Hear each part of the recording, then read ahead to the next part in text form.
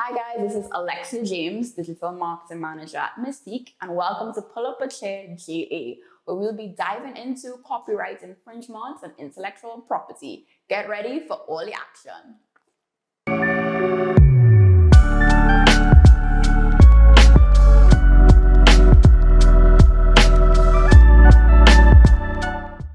In today's digital world, copyright infringement can be as easy as a repost, and often the case, the law trials and the evolution of technology.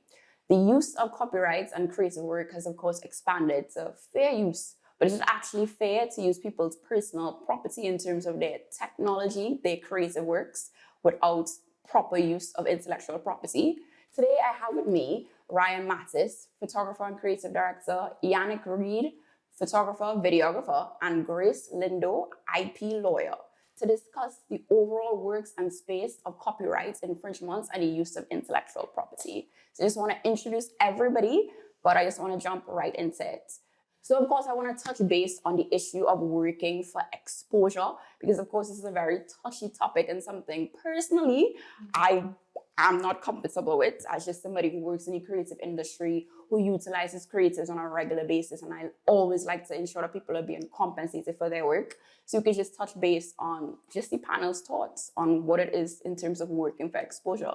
So Yannick, we could start with you because I know you have a lot of experience in terms of your own personal experiences with just when you started out and how that experience went for you in terms of the exposure term.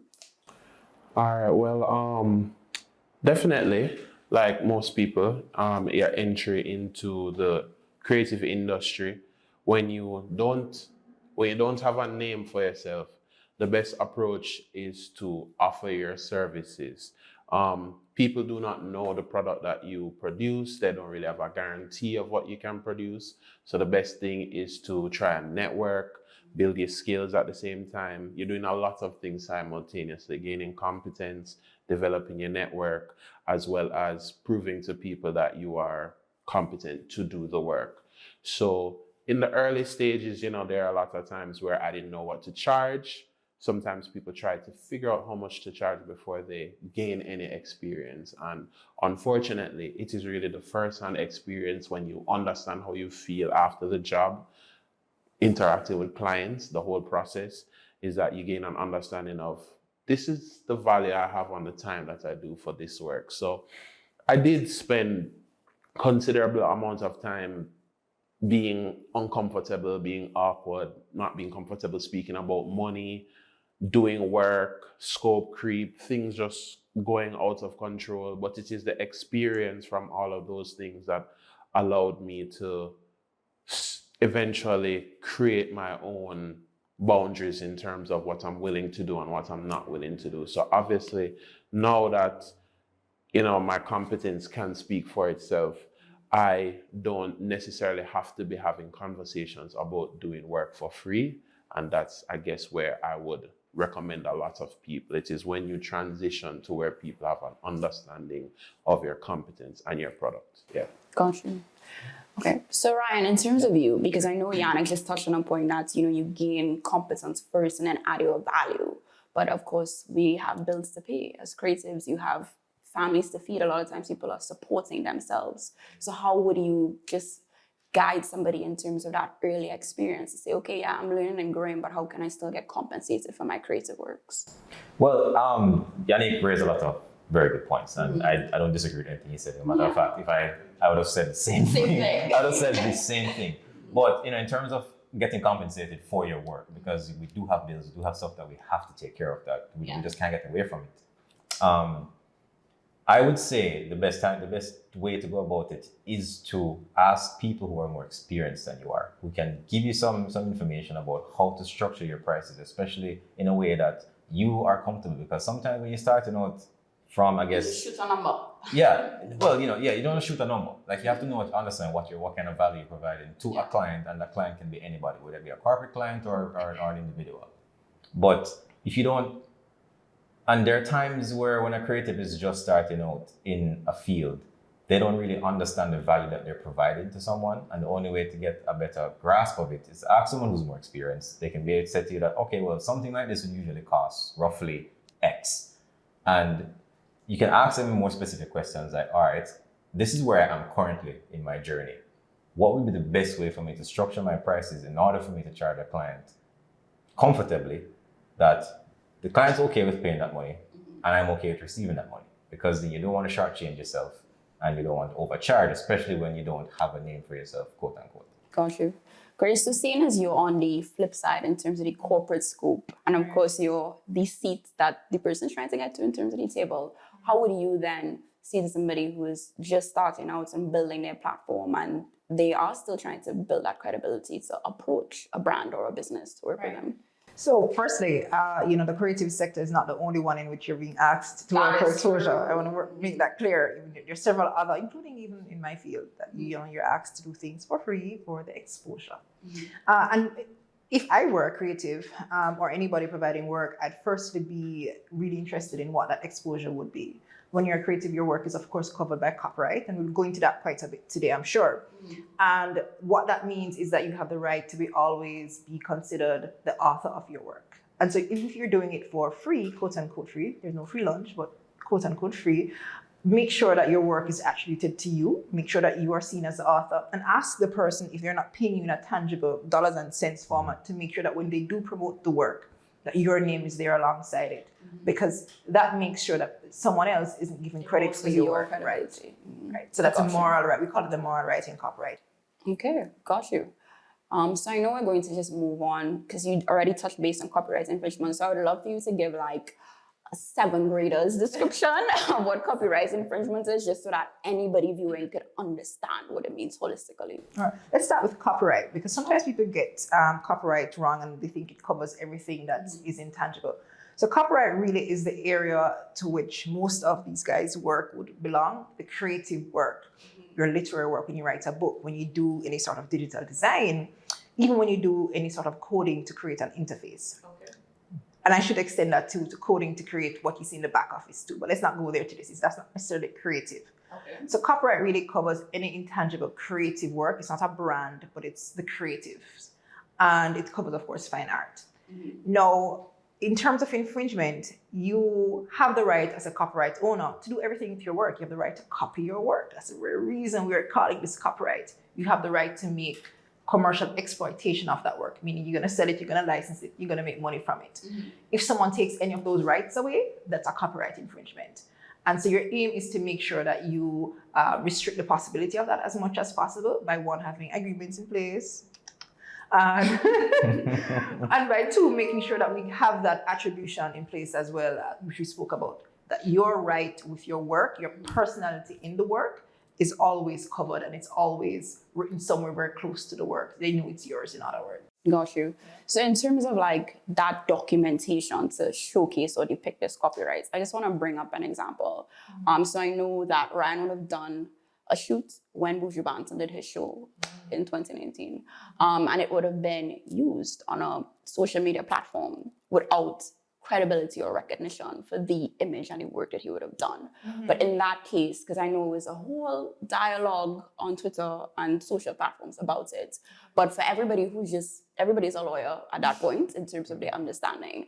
But what exactly was infringed upon in that moment, just so people could understand? Right, so Ryan, I know as a photographer, so he takes still shots and I think moving still shots of individuals. And he goes to a show at the stadium and he takes a shot of Buju Banton in his glory performing. So his capture of the shot in that moment is his interpretation of Buju Banton at the time, and he has applied his skill to create that photograph, whether in the taking of it or in the editing of it after the fact. I'm trying to get away from the legalese today. No, it's fine. After the fact, he does some editing, which carries some weight in it, and that he owns that. No, he, of course, as a photographer, he wasn't asked to take the photo, so he wasn't commissioned. So without a doubt, that is his, right? Photos are treated a little bit different from other forms of copyright in Jamaican laws. But once he hasn't been commissioned, it is his photo. And, in the absence of an agreement with Buju Banton or some other media house, it is his. He has to be credited for it. He uploads it to a social media site, I'm sure. Yeah. And it is used by a media house who thinks they have a free-for-all in terms of using it without crediting him. And that's where they perhaps went down the wrong road. Because as we said before, copyright gives the copyright owner certain rights. the right to copy it, only them can copy it and make prints, and the right to commercially exploit. And you also have the right to be morally, what we call a moral right, be, attracted to be connected to the work, in other words. And they took away that right from him, from my understanding of it. His name was not affixed to the reproduction of the work. And even media houses do have that responsibility to make sure that they credit the work where it is used. Got you. Yeah. Okay. So I just want to pivot to just also go into intellectual property now and just give like a brief overview of that. And then what are some examples of intellectual property, not just in the creative space, but just even industry-wide, Industry-wide, yeah. It's a broad area. I mean, everything that we do know has some sort of intellectual property in it. The clothing that we're wearing now, a designer made it and would have had it on a sketch pad, and that's copyright. That's art. And so that they have copyright in that. When the clothing is made, it's a design. So design laws can protect that. If it is registered, it has to be registered for the design to be protected. What has to be registered? The business? No, the actual design can be registered. Design. Right. Okay. And is that done in Jamaica? It is done, but it's not very popular. Okay. It is done, It is done, but it's not very popular. And when the clothing when a brand is affixed to the clothing, so that I know, hey, it is what's that? Aeropostale. When the designer affixes a brand because they want to make sure that when you go out, you don't see the wording, but you see an actual brand. That's a trademark. So that's intellectual property. And trademarks are very valuable. For some of these companies, tech companies worldwide, perhaps 80% or more, or around that figure, is in the brand itself, the trademark itself is that valuable. Okay. And of course, we have patents. So your phones and your other things have inventions and other aspects of it. And a patent protects that. Patents also protect vaccines, which we are, of course, in demand right now. Yeah. So just another question as well. What are some of the basic intellectual property or copyright laws in Jamaica that people currently have to abide by but may not know exist? Right. So the principal one is the Copyright Act. It's really something which comes from statute. Okay. And our Copyright Act comes from the UK because, of course, connections to the motherland. So all of us in the Caribbean, our copyright statutes come from the United Kingdom. Okay. But in addition to that, we are party to several international treaties surrounding copyright. Because copyright is something that you can't only have it in one jurisdiction, it has to be recognized in other jurisdictions. So there's a bit of reciprocity that's required there. Yeah. So there's several international treaties coming out from the Berne Convention. The World Intellectual Property Office has some treaties about use of copyright aligned to. So that's where we get our copyright laws from, but it's primarily statutory. You get it from statute. Is there a place where it's like easily accessible to read and review it? Yeah, www.moj.gov.jm has a copy of it.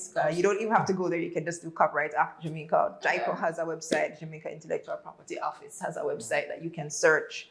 And you can learn about the Copyright Act and some other little things that are important for musicians. Got you. Yeah. So of course you gave us all of that information. So I now want to go back into just the creatives as well. So Yannick, is there anything recently in terms of works you produced that have been copyrighted? Not actively go out and copyright in itself. I think like what Grace was saying, I think in terms of photography law is that once a photographer takes a photo, the copyright defaults to the photographer. And I think that's the law that we follow. And mostly since the photographs that I usually take, like Grace was saying, I'm commissioned to do them. So there is so there is usually a legal agreement in which the copyright is discussed before I take that photo and the image rights. So oftentimes for even commercial photography, amicable clients will provide you with a licensing period, and that period they will have the right to reproduce and use it, just so the creative does not come back and infringe on any use that they want to have for that period. And usually after that period, the image rights and license and copyright reverts back to you. So those are very amicable situations.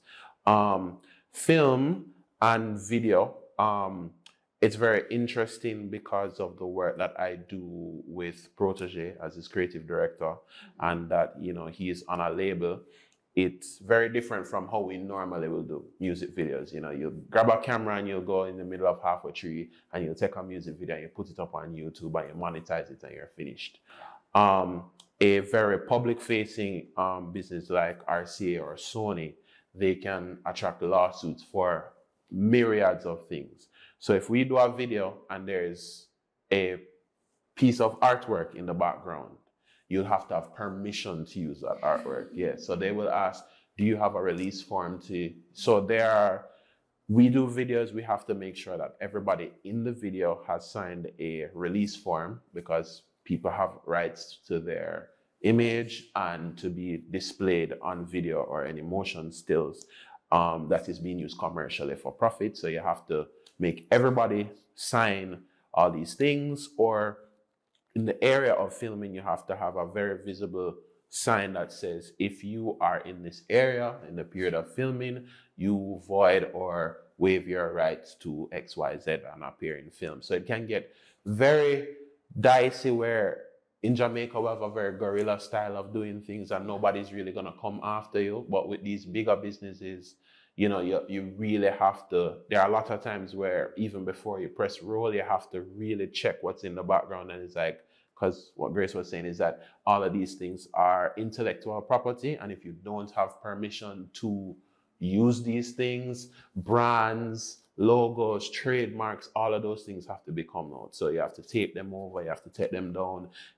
Or do you know the artist who made that piece? Yes, we can get written permission. So videos are submitted with a whole folder of just documentation full of agreements and signatures and stuff like that. So that is very, very important. And it definitely changes the tier as you go up from guerrilla style and underground creativity to corporate businesses that have to, like what Grace was saying, stay consistent throughout various countries if they want to distribute on television, MTV, Viacom.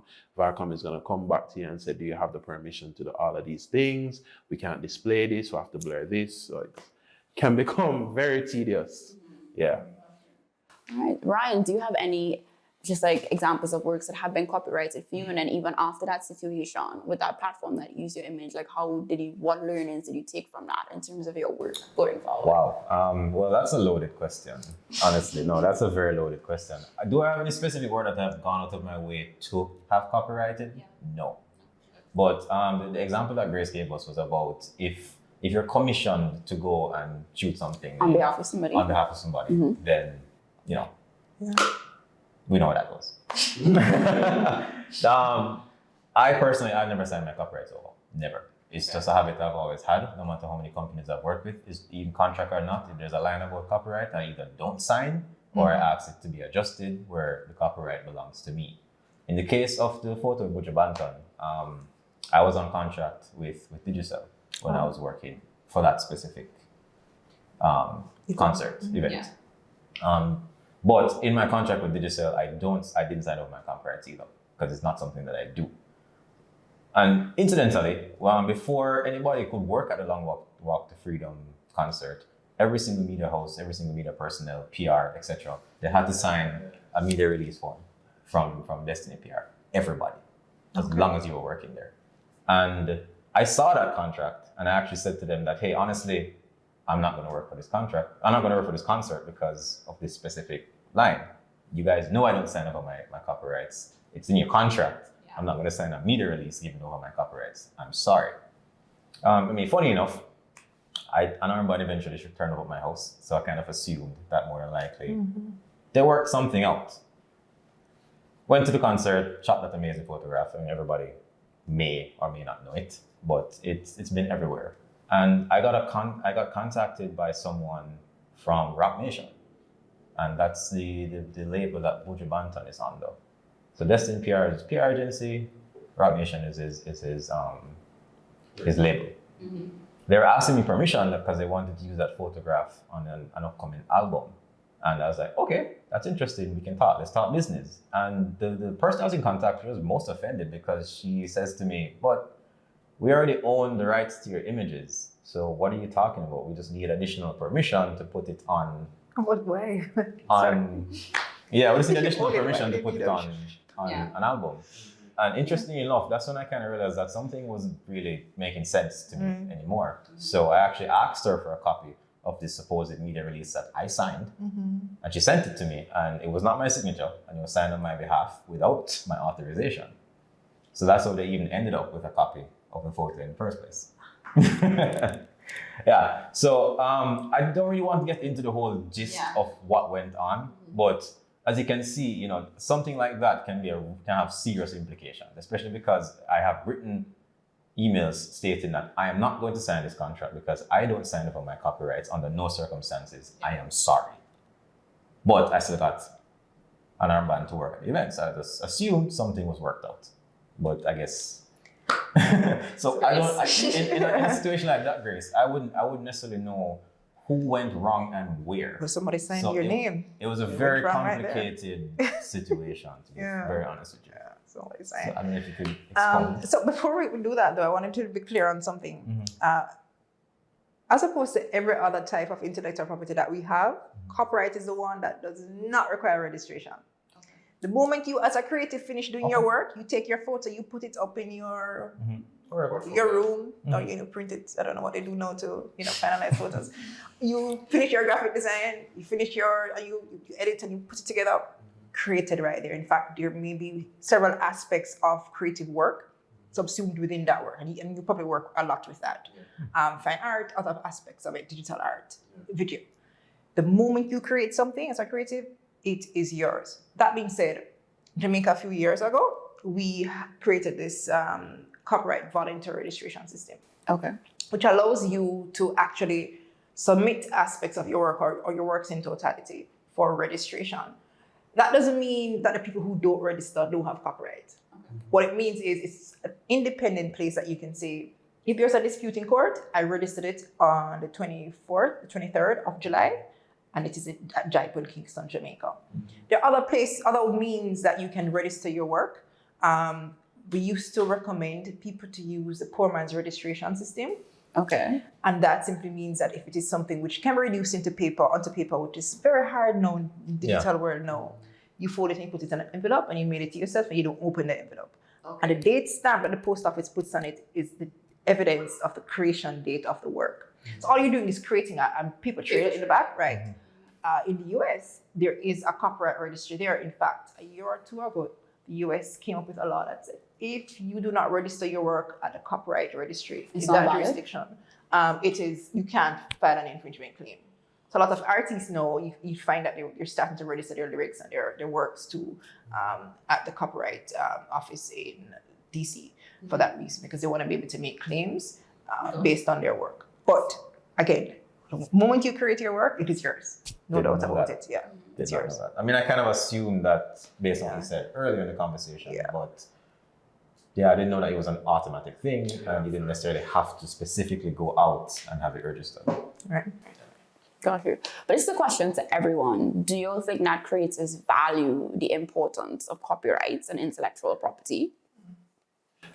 Depending on the level, I think it is a very complicated body of work to understand, which is why lawyers are paid so well because they do a lot of work, reasonably so. But I think it's just a lot of reading that creatives have to do, and sometimes the legalese can be very intimidating. So sometimes people back out of the self-education process because, especially in Jamaica, we get away with a lot. You repost something, you draw something, nobody's really coming for you. Jamaica is like this safe haven of where nobody really cares what we do. So we just get away with it. But as you climb the ladder and you interact with corporate and international and various things where things are being reproduced on a mass scale, like what Ryan says, you'll have some people come and ask you questions and can we have written permission? Can we have this and that? And it is in those situations where when these people come knocking at your door and you don't really know what your rights are, you can be really easily intimidated, In Jamaica, when I started out, if you wanted to engage somebody in some work and you wanted to send them a contract, especially in Jamaica in the creative industry, people just get bugged out. It scares them off. And, just the simplicity of just a written agreement to say we're just holding each other accountable. This protects me. This protects you. They don't want to sign it. They just want to do their thing because, as I said, we're so used to skating past all of those rules. So it can be very tough in the beginning. I think what it is that there's a lot of resources online that break down things, and it's really important for you to understand what your rights are. And it doesn't necessarily mean you have to be a bully about it, but once you understand your rights, just on a basic level, and know that, once I take a photo, the copyright is mine. These are the things that you can understand. But there's like funny things, like a lot of photographers here don't give their models model releases. And that is also, I've seen where models, who I classify as creatives as well, have been taken advantage where their face and likeness has been reproduced. All these things. A photographer takes their image, prints it in a book, sells it, and I'm like, models have come to me and be like, yo, can he do that? And it's like, actually, like, no, the copyright is his, but the image, like your likeness, is yours, and they must have permission to have the full ownership to reproduce and sell your likeness. So there's a lot of situations where creatives themselves infringe on other creatives. Yeah. I feel like you just summed up everything.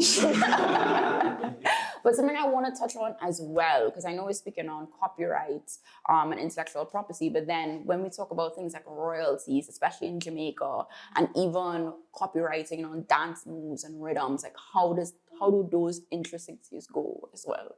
Right. So copyright is an area in which we have broadened it to include several other things which are very hard to define and very hard to include. Rhythms, of course, that's music. Those are creations, just done in a studio or done on the digital board, mixing board. That's easy to include as a musical work. Dance moves much harder, because dance moves are, guess what? They're intangible. There's no affixation. Yeah. And copyright requires affixation. You have to put it it's an intangible that you can put in a tangible format. So music is something which it's very intangible. It's here, but you can reduce it to a CD or a USB or something else. Yeah. So question, I know you're saying it's not tangible, but if you look at dances that are in like games, for example, because a lot of those TikTok dances go viral, and then you see it in games. Like even if you look at the Travis Scott concert that was in that game recently, like, isn't it still tangible in a sense? Like, can that be argued? So it's tangible because it has become part of a video. Yeah. And so the video itself is protected. So when it comes to a physical being. Correct. That being said, in the US, the choreographer who did Single Ladies, he, I think, was the first person to register in the US the dance moves for Single Ladies, a video. So it's an era which has taken on a lot of interest, not only in dancing, but in also those moves under the water. Those set moves. Synchronized swimming. Yeah. Synchronized swimming, right. So it's becoming very popular because you've had people have their dances being taken advantage of on TikTok. Yeah. Fortnite actually did start, I think, a matter in respect to that as well. Yeah. So it's become very, something that people are looking at. And I think this registration by the gentleman who did the Single Ladies is perhaps the opening of the door. But when you look on even the registration for Single Ladies, it really is a diagram that he's saying, well, this is how many turns do you make, how many flippy hairs do you make, what does Beyonce do? It's right. So he's putting on paper what the dance moves are. And really, when you think about it, it's really what is on paper which is being protected. As a lawyer, I'm struggling with it too, but I can see why as a creative, there would be an interest in trying to protect that. Yeah, so it's one of those trying to. Gosh, I can see why it's something to struggle with, but like even there's been this blackout, is that what they're calling it, in terms of black creators on TikTok stopping their dances because they would not get the recognition and monetization that white creators would get. Mm-hmm. So it's still so interesting to me in terms of like it needs to be tangible for them to even be protected, because it's still like their creative bodies and their creative works and likeness, as Yannick said. So it's still such an interesting like aspect of it. But just to continue, how does fair use apply in terms of social media posting? Very good question. I think social media has really broadened what we have traditionally thought of is fair use. Mm-hmm. Just 2 days ago, if you have a Twitter account, you'd have been asked by Twitter to consent to new terms of use. And most people don't read it. Okay. Quite frankly, I kept okay because I wanted to see my feed. I got it this morning. But I did have a chance to read it So afterwards. this is the lawyer admitting that she didn't read the legal terms of a social platform. Yes. Thank you for highlighting that. Thank you. Yes. But I did go back and read it, and somebody did a very good opinion on it. So I can now make an informed decision as to whether to continue to use Twitter Fine. or not. I stand corrected. Of course, I will continue to use Twitter. So yeah, lots of these social media sites work with copying by other persons, and they protect themselves that way. You can share and reshare. That's the whole purpose of things like Twitter. Let's say Instagram, but you can save things from Instagram, and they have protected themselves.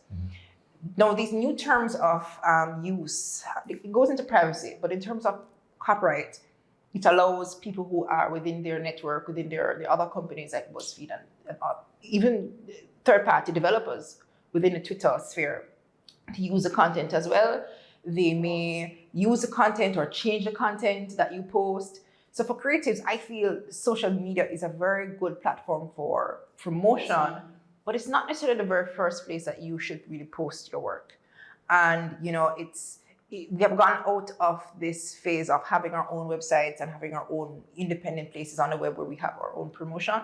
But perhaps it is a time for creatives to think about having that independent space that is not within what we call a walled garden, which you have no control over. Yannick is nodding so much because he pushes this every day on his platforms. Yeah, it's not the place for you to run your business. Instagram is not the place for you to run your business. Twitter is not the place for you to write your opinions and then ask for people to monetize that. No, independent. Amen. Create your independent stage for that. Got you. Yeah, totally agree. And I know Yannick is like, cosign. She said it. She's the lawyer. Please. Please. But just a question, so just in terms of persons who, still want to share the things that they love, what is a way to, I don't want to say avoid copyright infringement, but still be in line with following the law in terms of respecting people's copyrights, but sharing it on social? So when you're the consumer, what do you do when other people... okay, so if I'm in a news house and I see you have posted something from, a carjacking or some other scene and somebody has posted a photo, perhaps do as the BBC does very well, actually. Can I use this in an article? Can I contact you? Can I DM you? I'm not sure if many Jamaican journalists do that. They may do that now. No. But, okay, there's answer right there. But yeah, making sure that you have attribution, because fair use allows you to perhaps use material for news reporting, which is current. Has to be current. It can't be an expose or a feature that you could have gone out and done the photograph yourself. There's a difference there. That's not fair use. But if it has some currency to it and you need to report this, it's in the public's interest. And so the Copyright Act says, yes, you can go ahead and use it, but credit the person. Credit Ryan if it's his work, if it's his photo. He may reach out to you thereafter, and Ryan may not have much latitude because it is something which has currency, but at the very least, credit him. And it's also the respectful thing to do. So there's an ethical part of copyright too. Just to stick a pin, copyright is the one area of IP in which it was developed. I'll give you a history lesson. It was developed because artists of fine art in like the 17th century wanted to make sure that their personality was connected to their art. That's why they signed it on the left-hand corner, right? So that's how copyright was developed, right? It's what we call the Statute of Anne, if you want to research it. So, right. So copyright is the one thing in which I think creatives are very emotional about. And so when you say how the creatives construe their work now and copyright, they're very emotional when it comes to their work, which can be copyrighted. And I can totally understand why. Got you. So I know you mentioned it before, but just to reiterate, who deals with copyright in Jamaica?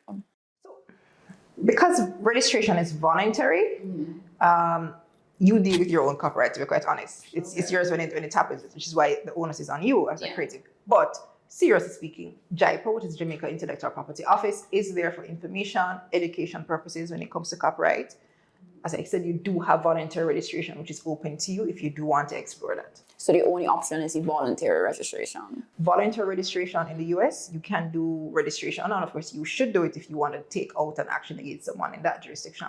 But otherwise, copyright is something which really depends on your own perusing of your contracts and your own policing of what is going on in your sector and in your portfolio. Got you. So guys, do you all have any questions for Grace? Just in terms of, go ahead. Earlier in the conversation, you mentioned about fair usage when it comes to social media. What actually happened with Barbados today and that incident with the Bully Bantam photo where they took it from my Twitter profile, slapped their logo on it, wrote an entire article. Oh, they put the logo on it, okay. Yes, they put their watermark on it and they wrote an entire article as if they were there at the concert. Where you just mentioned that in an incident like that where they did not ask me for permission, I just found out because I have friends in Barbados.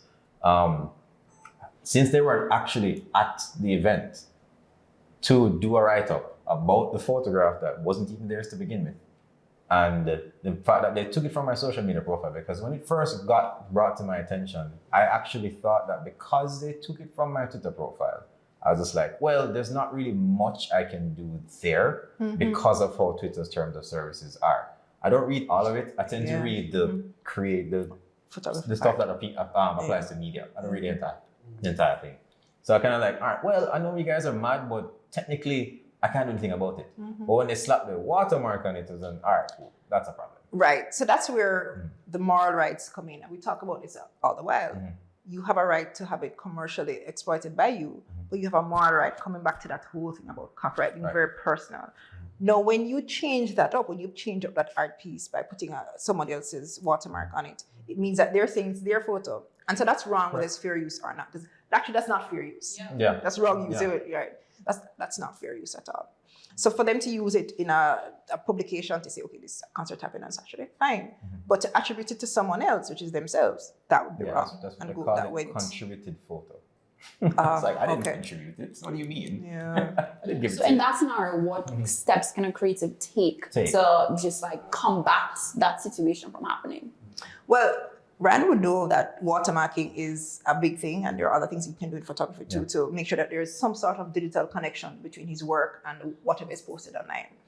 But apart from that, you have to be very vigilant about infringements. When you see it, as he did, to take action as soon as possible and ask people to take it down. I'm sure he would have, gone through those steps. The immediate thing that I did was I went to Google. I started looking for like some information because there are websites that you can use to pretty much scan an entire URL and it gives you everyone's email address. Oh. Yeah. So I used that to reach out to some folks and wrote them by email to be like, hey guys, come on, don't be stupid. And on top of that, you claim to be a media house and one of Barbados' largest media entities, and this is the foolishness you're doing. This is wrong. So I got written back by the CEO, and we had some dialogue, and they eventually just deleted the post. And the reason why I didn't really care that much about that, because simultaneously, that's when I found out about the same situation that happened between myself, Rock Nation, and Digital. So I was just like, I don't have no time for this Twitter nonsense. This is a lot bigger. I care about this. Like this is some serious implications, Got you.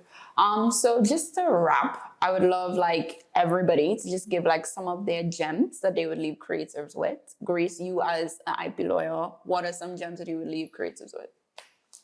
Boy, quite a few. I'm giving quite a few gems away today. We have, too. yeah. But I think you should think documentation is very, it's right up there. As a lawyer, you can't do anything unless it's in black and white. Yep. I can't take your instructions, as we call it in law, when you're talking about a verbal conversation that you had with the other contracting party. Where do we go from here? It's a he said, she said. That goes nowhere. So black and white is very good, putting things in writing. And making sure that you have a trail. Again, we talk about in photography, it's very easy to have that trail, watermarks and other means. But putting your signature otherwise in your creative work. Yannick may have his own signature in his designs, and I've heard about that. But generally that, creatives have that because there's this thing called reverse engineering. Not for the creatives here, but certainly for source code. And we're doing software. You can always see something, the interface looks like that, and you're going to work back to it. It looks similar. And that's called literal copying. And so, having some sort of special signature in your work is always good. When you're handing over ideas, which are somewhat not protected, but hey, make sure that you put it in PDF and you have your signature there on each page of the work. There are things that you can do to just make sure that you are always the person connected to what you're giving to that third person. Yeah. Okay. Ryan?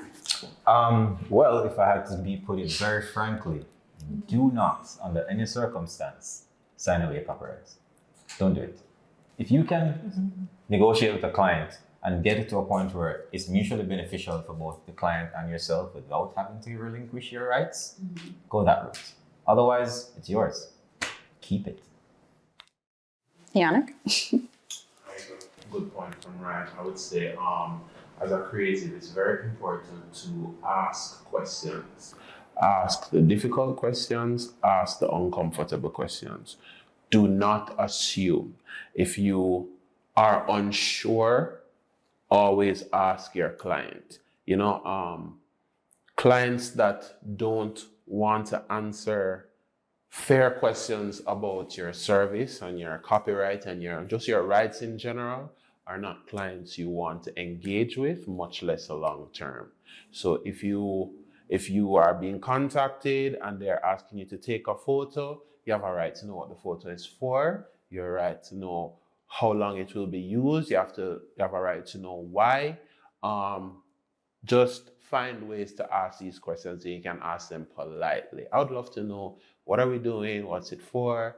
And just like what Grace said, have your paper trail, have your conversations documented, make sure anything, if even people come to you sideways in WhatsApp and it feels like a dicey conversation, just say, I'd love if we could have a copy of this in an email, or I'd love if we could divert this conversation back to an email thread just so we can have a paper trail. A contract can have anything in there. If you want to be paid in 3 loaves of bread, you can have it. So don't feel like anything in a contract is non-negotiable. You can ask and say, I'm uncomfortable with this. Can we renegotiate? And a lot of people just have a template contract that they may send you that they're usually already open to renegotiating if the creative has any problems. So my thing is always ask questions. If you're unsure, if you're working with a model, how would you feel if I sold these images? Contract. If you're going to draw a photo of the artist or something from a photo, contact the photographer and say, hey man, I love this photo. I want to do some art based on it. Is it cool? Everything just starts with just asking questions. Really important. Yeah. I love that. All right, so I just want to say thanks to everybody on the panel today in terms of coming to pull up a chair JE.